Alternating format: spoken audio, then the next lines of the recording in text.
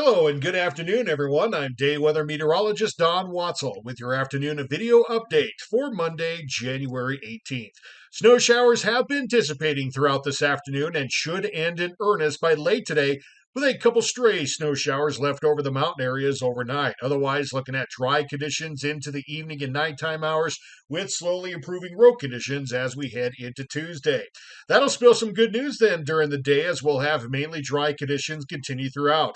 Temperatures will be very similar to today, seasonably cool, and that should allow for some improving road conditions with still some scattered slick spots here and there, especially over some of the higher elevations and mountain passes.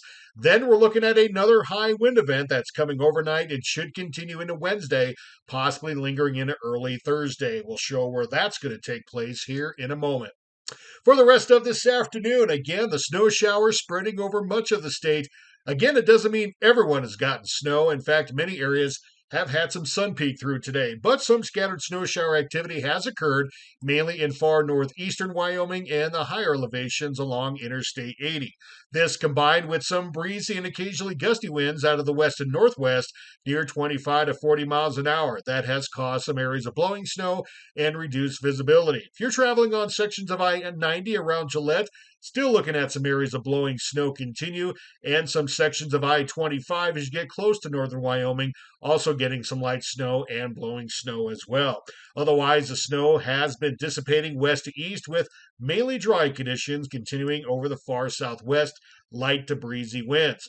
Then again for Tuesday, mainly dry statewide with seasonably cool temperatures and light to breezy winds. The one exception will be our typical wind prone spots along I 80 and I 25. And this is actually something we touched on with our video last Friday. We hinted at the possibility of some increasing winds, and it looks like they're going to come to pass.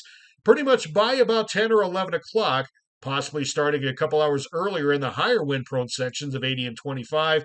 Winds will pick up out of the west, sustained at 30 to 40 miles an hour, with highest gusts around 55 to 65.